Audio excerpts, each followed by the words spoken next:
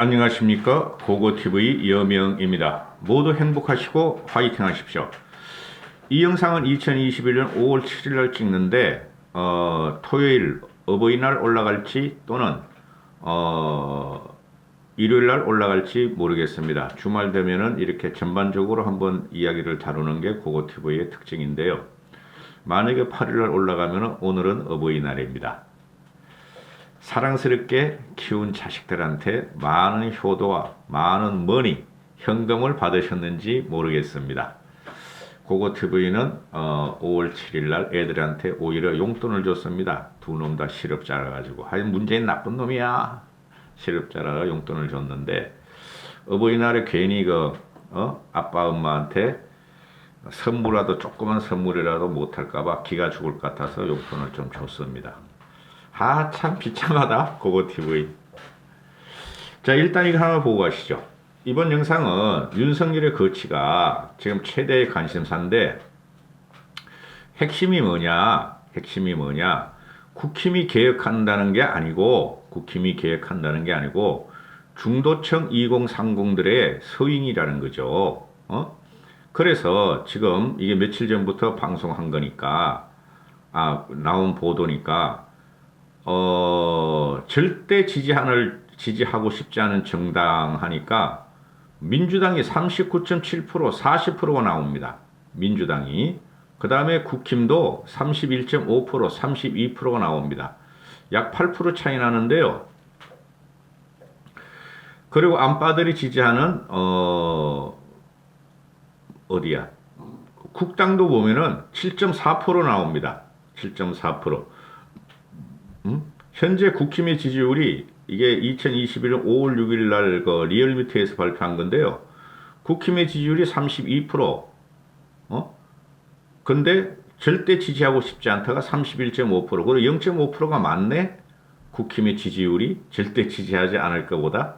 그런데 민주당으로 가면은 민주당은 30.6%고 절대 지지하지 않을 것이다 하는 게 39.7%. 압도적으로 많죠. 절대. 그러니까 과거의 국힘 한국당보다 지금 현재 민주당이 더 싫어 혐오스러울 정도로 간다는 거고, 그 다음에 국당의 지지율이 6.8%. 근데 절대 국당을 지지 않겠다가 7.4%예요. 10%나 높아 15%나 국당은 소멸될 것이다 하는 것이고, 그게 안철수의 행보 때문에 그래요. 간을 보는 것 때문에. 그 다음 7일날, 5월 7일날 이걸 찍는데, 5월 7일날 보면은 문재인의 지지율이 5%나 급등을 합니다. 그게 뭐냐 하면은, 전라도 40대에서 급등을 해요. 그게 문재인이 결사방해하는 세력이죠. 문재인이가 죽는 걸 싫어. 노무현이 같이, 죽는 거 싫어하는 애들이. 근데 염려 말아라, 니들은. 문재인은 죽을 용기가 없는 놈이다. 그리고 노무현이와 같은 깜냥이 안 되는 게 바로 문재인이다. 그냥 감옥에 들어가면 쩝쩝하면서 촛불 혁명 만세 하고 감옥에 들어갈 놈이니 염려하지 말고 지금 그리고 오늘 갤럽 조사에서 문재인의 지지율이 5%를 급등해서 29%에 34%로 가고 호남 세력하고 또 어디죠? 40대들이 강력한 지지로 돌아서 버리죠. 그게 응집하는 거예요. 그래서 현재 상태라면은 문재인이 앞으로는 더 망가지고, 그죠? 야권의 유일 대권 주자가 나오기 전까지는 현재 상태라면은 결국 49대 51에 대선 구도가 갈 수뿐이 없어요. 솔직히 말해서. 그래서 지금 지평에서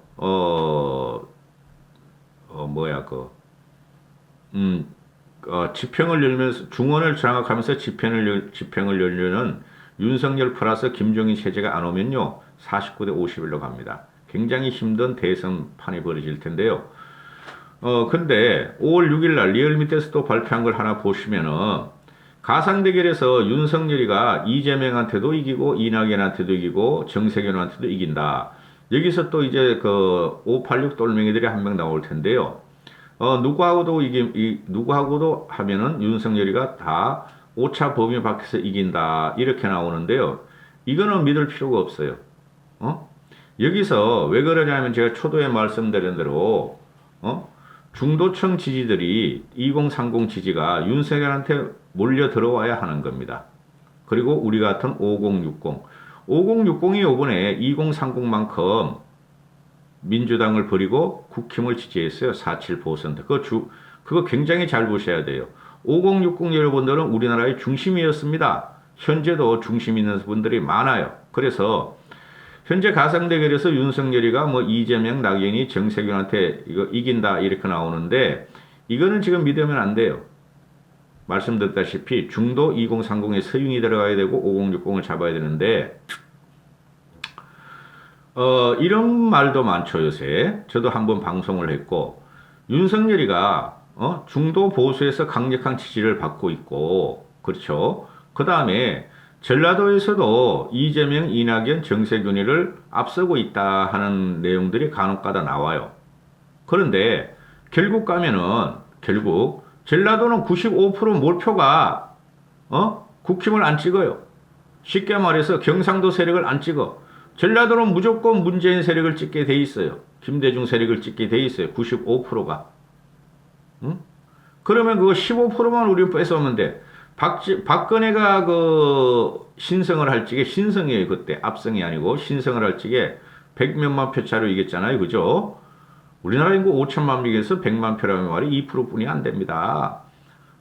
그렇게 이길 적에 보면은 전라도 표를 15%를 갖고 왔어요. 15%를. 그래서 김종인 씨가 대선 전략까지 펼치면서 광주에 가서 무릎 꿇고 사과한 것을 갖다가 지금 김기현이하고 그 다음에 초선들 김기현이 뒤에 그 주호영도 쫄래쫄래 따라가더라.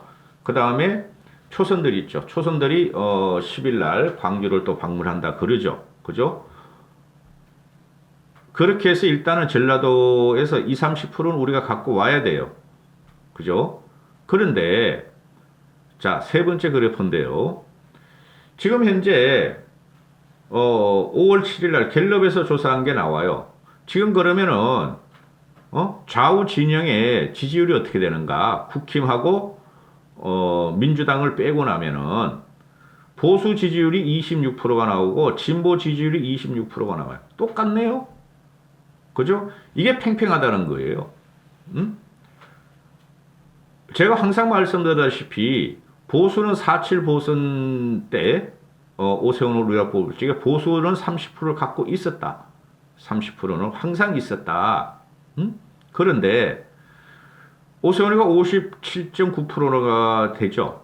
59.7%가 57.6%를 이겼죠. 약 30%를 중도층에서 서행을 했다는 거죠. 2030들은 현재 보수화 경향은 있지만 그걸 보수화 경향으로 뿐이 설명할 수가 없어요. 젠더 갈등이라도. 젠더 갈등의 핵심이 말이죠. 좌냐 우냐 진보냐 좌파냐 그게 젠더 갈등이에요.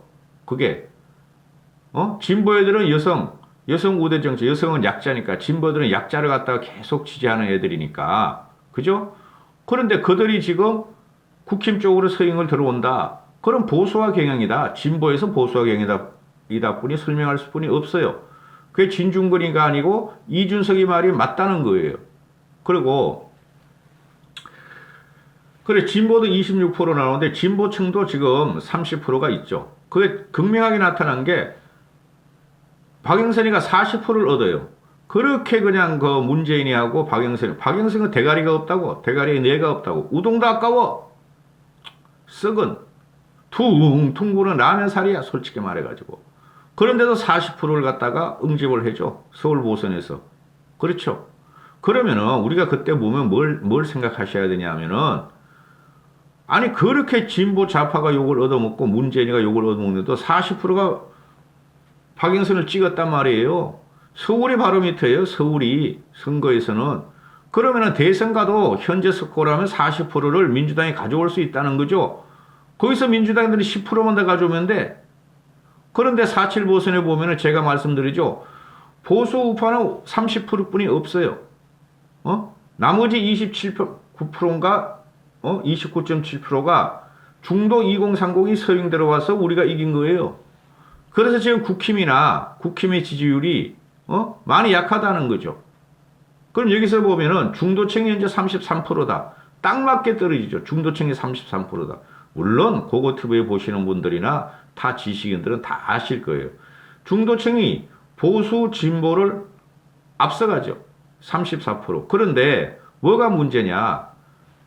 지금 현재 5월 7일 날 찍으니까 5월 7일 현재가 이런데 앞으로 제 생각이에요.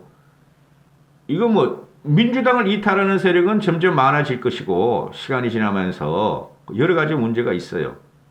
세금 문제로예요. 세금 문제. 결국은 세금 문제입니다. 그거 일요일 좀 한번 찍어 올릴게요. 세금 때문에 나라가 망하고 세금 때문에 정권이 무너지는 과정이 지금 들어왔어요. 민주당을 점점 이탈할 것이고 그 다음에 국힘도 김종인 씨의 개혁과 그죠? 그 다음에 오세훈의 그 이벤트 효과로 오세훈이 승승장구하면서 치고 올라갈 때 그 이벤트 효과로 보선을 이겼는데 지금 현재 국힘은 정체가 아니라 후퇴를 하고 있다는 거죠. 그래서 국힘 쪽에서도 이탈을 한다. 2040과 중도층이. 그래서 그들은 방황하는 중도층은 더 늘어날 것이다. 이게 항상 우리나라 선거의 역사였어요. 그래서 중도층을 누가 잡느냐가 또 들어가는 거죠. 중도층을. 그래서 그럼 윤석열이가 지금 움직일 곳이 과연 국힘일 것이냐, 중도층일 것이냐, 이걸 봐야 된다는 거죠. 그럼 국힘은 지금 어쩔 수 없이 계획이 들어가는 거예요. 근데 김종인 씨를 쫓아냈어. 계획의 선두주자. 대한민국 70년 역사를, 80년 역사를 살았고 60년을 정치를 하고 자와 우를 아우르는 김종인 씨를 쫓아내고 지들끼리 계획을 하면서 자강을 하겠다는 거죠. 근데 그 자강 속에서 누가 들어가 있죠? 지들이 대권 주자를 내겠다는 게 첫 번째. 그게 안 되면 두 번째 윤석열을 들여오겠다는 거 아니에요.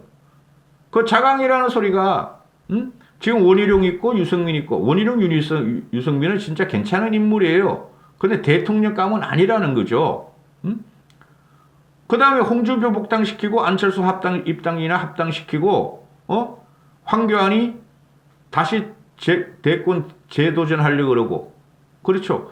그 사람들을 보고 그게 자강이냐고 보겠냐는 거죠. 국민들이 특히 중도층이 보수나 좌파를 뺍시다. 보겠냐는 거죠. 안 본다는 거죠. 홍준표 복당 안철수 입당 합당 또는 황교안의 재기 이걸 갖다가 자강이나 그러고 계획이라 보겠느냐는 거죠. 아니라는 거죠. 그럼 중도층은 국힘을 지지하지 않을 것이다. 또 방어하는 세도로 남을 것이다. 이렇게 되는데 여기서 윤석열의 스탠스가 있죠. 그런 당에 윤석열이 들어갈 것이냐. 안 들어간다는 거죠. 윤석열이가 상당히 정치적인 감각이 있고 윤석열 옆에 누가 움직이는지 모르지만은 그걸 모를 리가 없죠. 근데 윤석열이 그럴 가능성이 있긴 있어요. 솔직히 말해서. 왜 그러냐면 윤석열은 검사로서 보수 경향을 갖고 있고 윤석열 주위에는 출세주의자와 또는 출세를 한 법조계 인사들, 서울대 인맥이 자리 잡고 있다는 거죠. 그들은 모두 관료 출신이고 공무원 출신이니까 그래도 국힘으로 가자. 가서 우리가 가면은 대우받을 거 아니냐 그러는데 그게 착각이라는 거죠. 그럼 중도층이 볼 적에 또는 2030이 볼 적에 고고TV 같은 5060 민주화 세력이 볼 적에 국힘이 계획을 하고 국힘이 변해줘야 하는데 윤석열이 거기 들어가는 순간 김종인 씨가 말했던 까마귀 속에 오리가 된다는 거죠.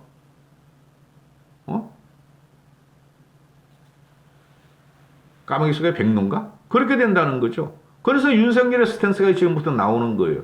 그럼 윤석열은 어디로 갈 것인가? 중도의 확장이냐? 쉽게 말해서 좌우를 더 허무는 것이냐? 새로운 세대가 요구하는 지역으로 갈 것이냐? 아니면 양쪽으로 갈 것이냐? 좌우로. 근데 좌쪽으로 안 가죠? 민주당으로 절대 안 갈 거 아니에요.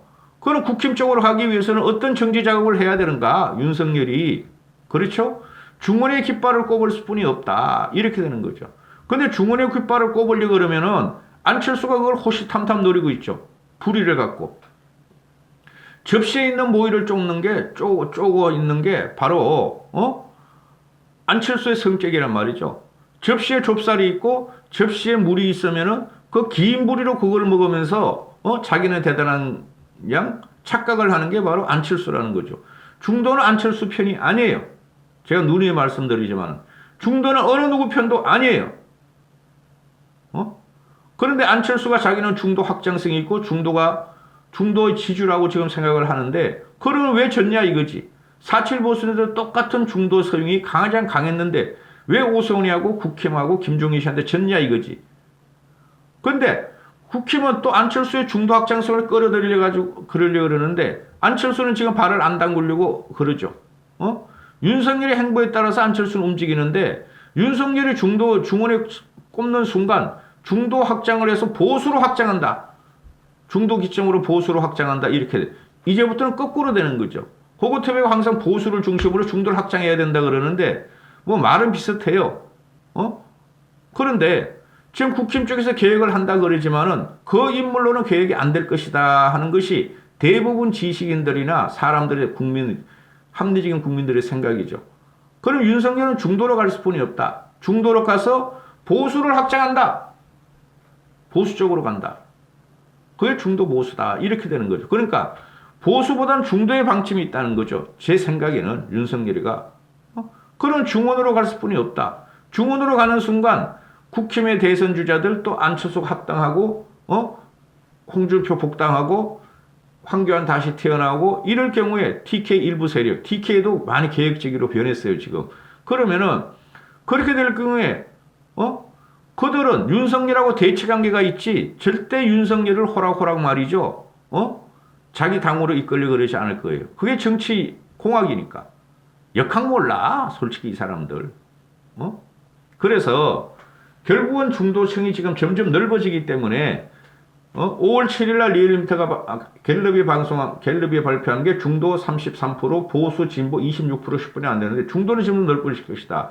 그럼 윤석열은 그리 가는데 그리 가려면은 일단 자기의 세력과 판을 흔들 큰 그림을 갖고 움직일 테지 국힘에 털썩 들어가겠느냐 그건 아니라는 거죠. 그렇죠? 그래서 윤석열한테 필요한 사람은 보수개혁 중도주의자인 김종인 씨가 필요할 것이다 하는 게 제 일관된 논리고 그럼 이제 원고를 뽑은 거 가지고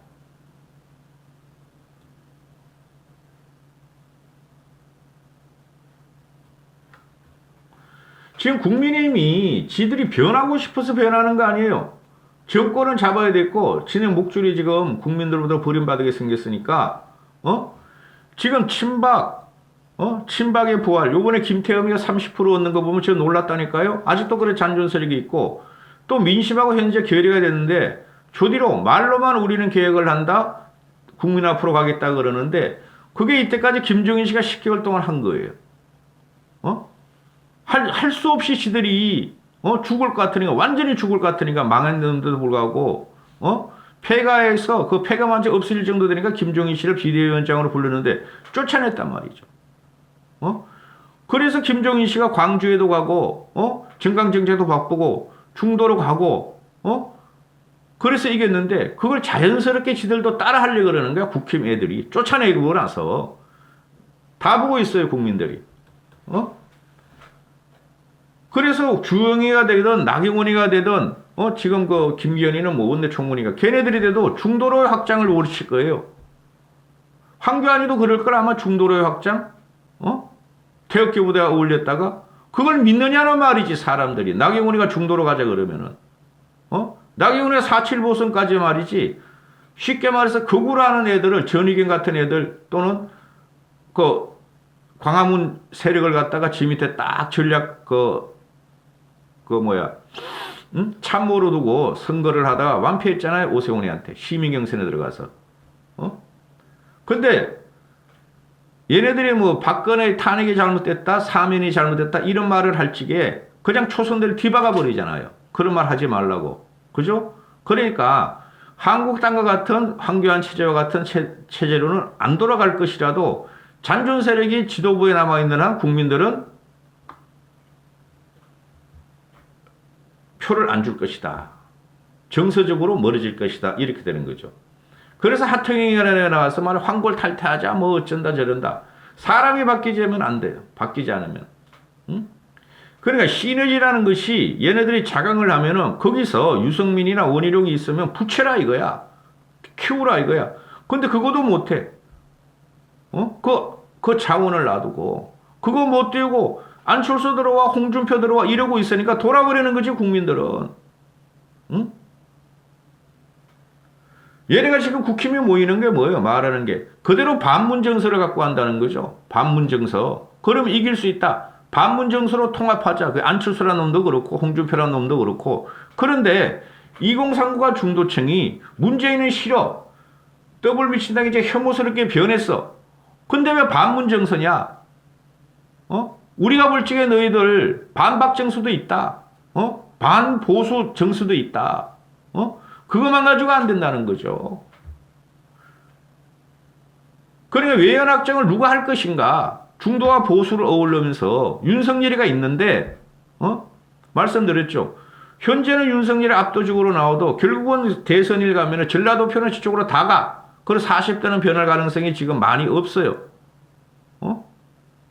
그러면은 윤석열이가 국힘이 지금 자생력이 없으니까 국힘이 나를 들어오라 그러는 거 아니에요. 윤석열 입장에서는. 그리고 안철수도 들어오라는 거 아니고 홍준표도 복당시키겠다는 거 아니야.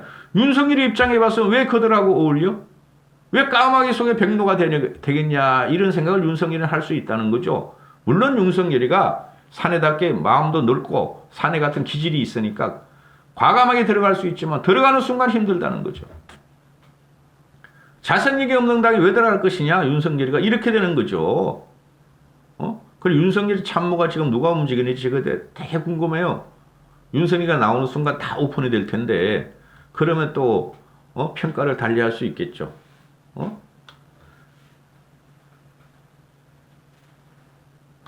그리고 평론가들이 자꾸 이상한 소리를 해요. 이상한 소리를. 국힘에서 반사체가 아니고 발광체 대안을 내놓아야 한다. 대안을 어떻게 내나? 국힘에서. 그 사람의 그 말이 금나물인데 대안을 내는 게 이때까지 김종인 씨가 10개월 한 거예요. 중도로의 확장, 약자와의 동행, 기본소득, 광주 참회가 아니라 이런 걸 했어요.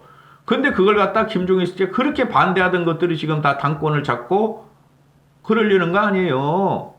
들어오려 하고. 그래 국힘 자체는 대안을 못 내놓는다니까요. 아니 백선을 발견해봐 대안 그게 되나? 사람이 문제라는 거죠.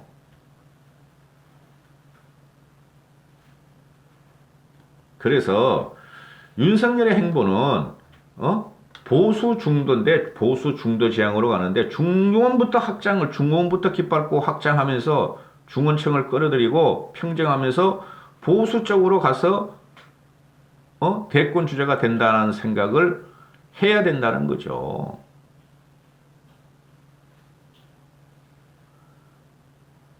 지금 그 민주당이 4.7 보선 패배해가지고 정신을 못 차리고 그럼 누구야?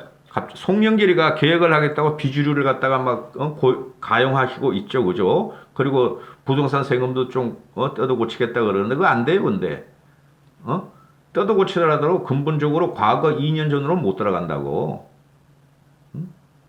그러니까 저쪽에서 지금 지들끼리 이제 그 헤게모니 싸움에 들어간 거예요. 민주당 애들이 지네 내부도 그렇고 이재명과의 관계도 그렇고. 근데 국힘은 지금 대단한 혹이라고요. 근데 이것들도 당권에 그냥 눈이 멀고 친박이었더니 진박이었더니 영남당이었더니 홍준표를 끌어들이니 안준표를 끌어들이니 스스로 지금 동력을 다 망가뜨리고 있다고 국힘이. 이게 치명적이라고요.